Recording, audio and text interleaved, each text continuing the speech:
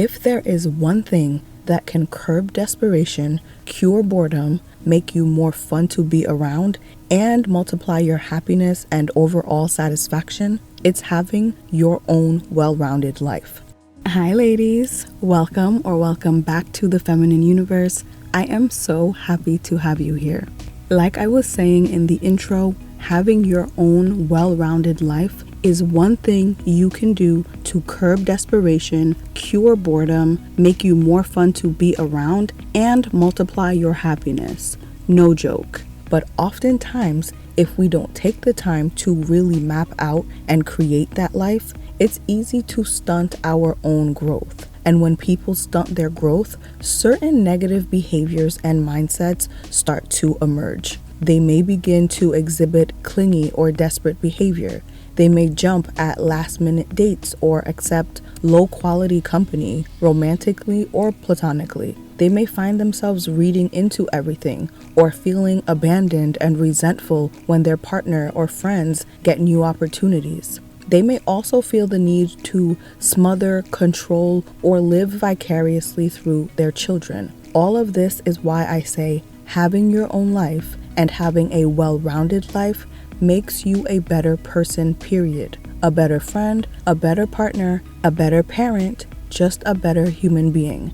Living a fulfilling life allows you to attract healthier relationships of all kinds, to be more selective, and makes it easier to walk away from unhealthy dynamics. You'll also start to radiate positivity and supportive energy, because in the same way miserable people spread misery, happy people spread joy. So a well-rounded life is not just beneficial for you, but for everyone in your orbit. So today, we're going to discuss the 7 steps you should take to create this well-rounded life so you can watch yourself and all your relationships improve exponentially. I know that sounds good, so let's just get started. My first tip to get a life is to take control of your health. This may not be the first thing everyone thinks of when we talk about getting a life, but your health has such a critical impact on your desire and your ability to be productive, to socialize, and to make other good decisions. It impacts things like your mood, your mindset, brain fog, and motivation. The better and healthier you feel, the more you'll be up for doing things, and the more you'll actually have the energy to do things. The more you like how you look and feel, the more you'll want to be around other people. So squeeze in your hourly walk during your lunch break, or on the treadmill at your gym, and these are ways you can up your physical activity and get you out of the house or away from your desk periodically. Consider buying a little walking pad for your home and doing some kind of strength training once or twice a week as well.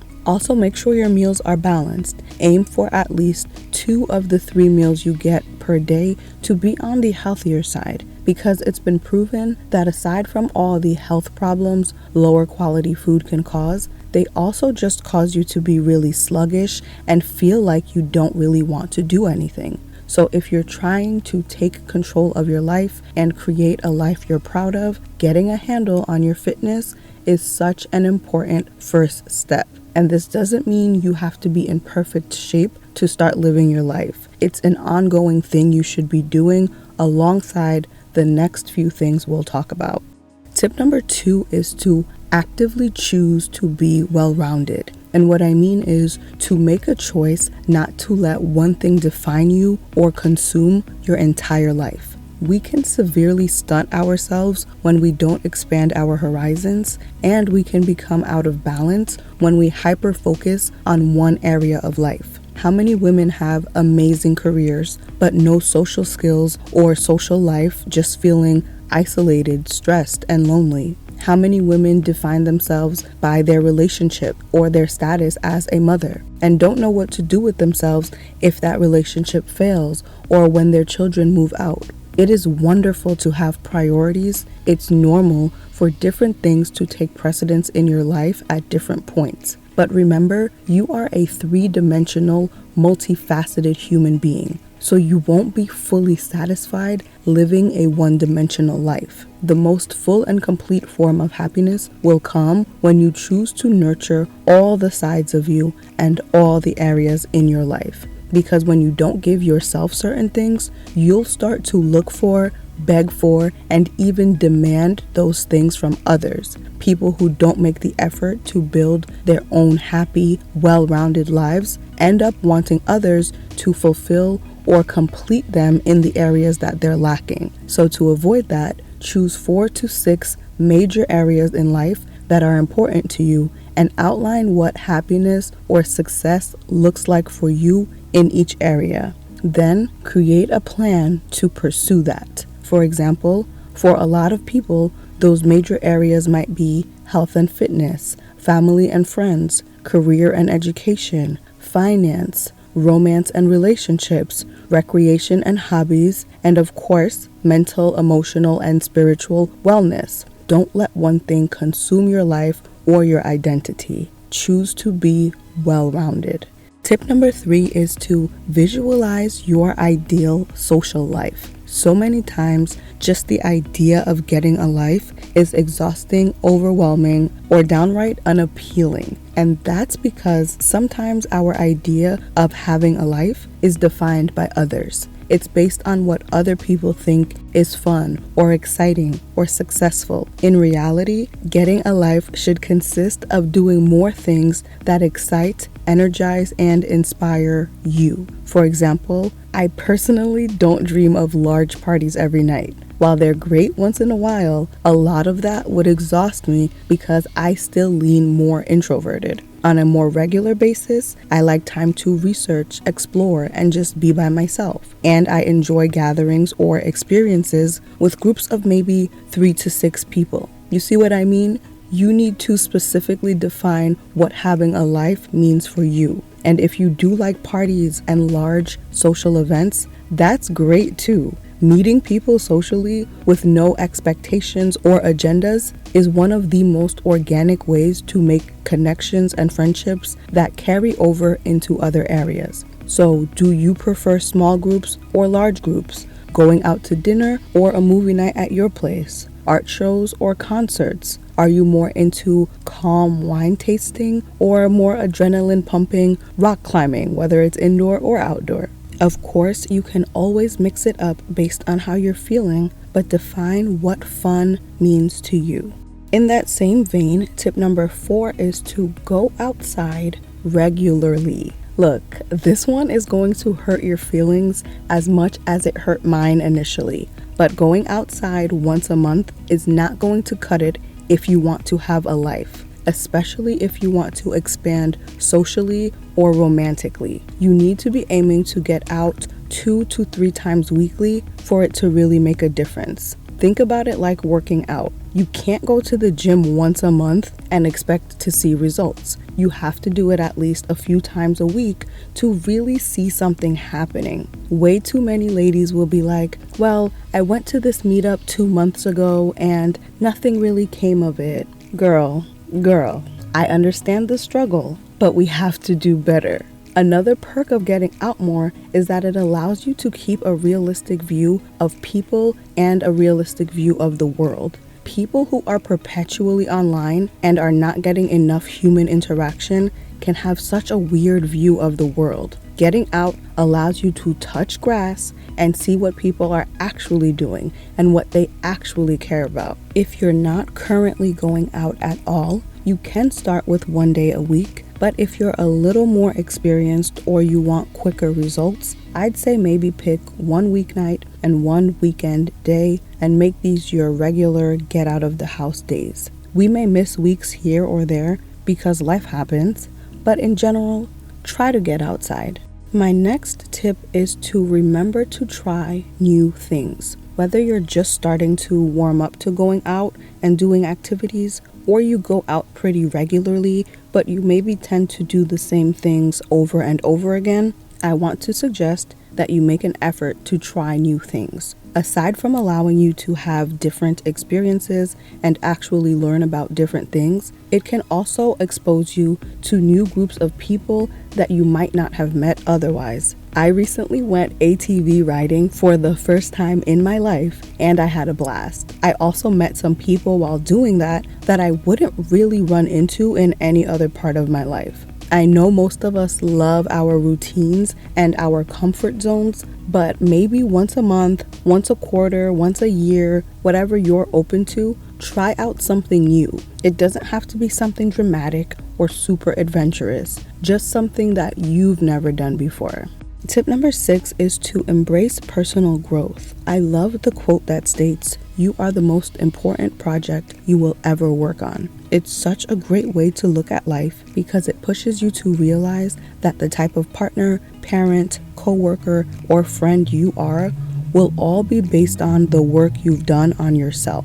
But for many reasons, a lot of people get to a point in their life where they stop working on themselves. Growth should not stop after schooling ends or when you get comfortable in your career, lifestyle, or status. No matter where you are in life, continuously being able to say, "I was back there last year and look where I am now," is an essential part of a continuous growth process. There are few things more satisfying than being able to say, "I wanted to do that, so I did that." So keep pushing yourself, keep growing, keep learning about yourself and about the world around you, whether you're 18 or 80. Keep setting goals for yourself, big and small, at work and in your personal life. Conquer new recipes, reach new savings goals, read new books, get better at makeup or more knowledgeable about skincare. Because not only do you achieve those specific goals and make that specific progress, you continue to become more confident in yourself and your abilities in general. So maybe pick a month where you record yourself speaking or reading for 1 to 5 minutes a night so you can work on your speech, your diction, your pronunciation. Push yourself to watch and consume things that may feel a little out of your comfort zone, whether that's finance, foreign affairs, or art history. Do some research on attachment styles and love languages. Work on improving your self-awareness or social charm. Just make sure you continue to prioritize your personal growth, because when you view yourself as your own most important ongoing project, you're less likely to view your partner, friends, or children as your projects to own. Instead, you'll view them as individual human beings with dreams, passions, and interests of their own that you can support and nurture in different ways, but not people you need to control or live through vicariously. And lastly, tip number 7 is to plan leisure and treats regularly. Consistently put days on your calendar to do something you consider fun or relaxing, whether that means doing an activity or doing nothing at all. I think sometimes we wait for permission to relax. We wait for weekends and holidays to have fun, or we wait until there's an event or an occasion to make ourselves look or feel special. But nothing makes hard work or getting through the daily grind more bearable than having something to look forward to. So if there are no weddings coming up that you can dress up for, plan a more upscale night out if it's in the budget. No invites on your calendar currently? Pick something fun to do and extend the invitation to a loved one you enjoy spending time with. Or put together a themed sleepover with a couple of friends. Maybe all black and scary movies, or all pink Barbie vibes and the girliest movies you can find. If you're feeling a little overwhelmed or have a crazy week coming up, block off a day or a few hours to yourself where you can go to a spa or pamper yourself at home with some products you've been looking forward to using. Cook some comfort food or order in. Maybe have a movie marathon alone, or put down the self-help books for a little bit and read a mystery or romance novel. Go for ice cream by yourself. Go to an amusement park or beach or a county fair by yourself. You see, having a life is not only about pushing yourself and being busy and getting out more and meeting new people. It's also about just mixing things up a little bit for yourself by yourself. It's about simply breaking up the monotony and and the repetition of life. It's about making sure you have leisure time and little treats to look forward to, so you're not doing the same exact things every day, every weekend, every month. And then the next thing you know, it's been another year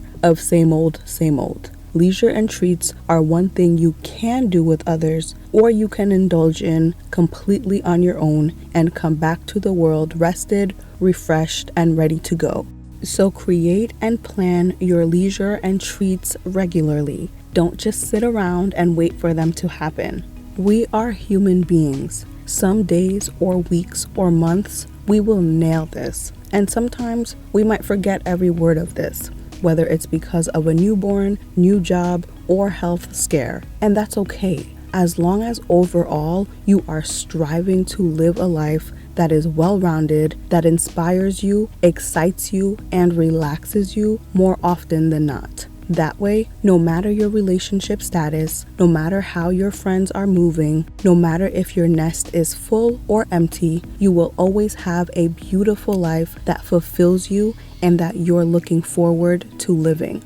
You are the most important project you will ever work on. Move accordingly. Until next time, ladies, stay feminine, stay focused, and have fun.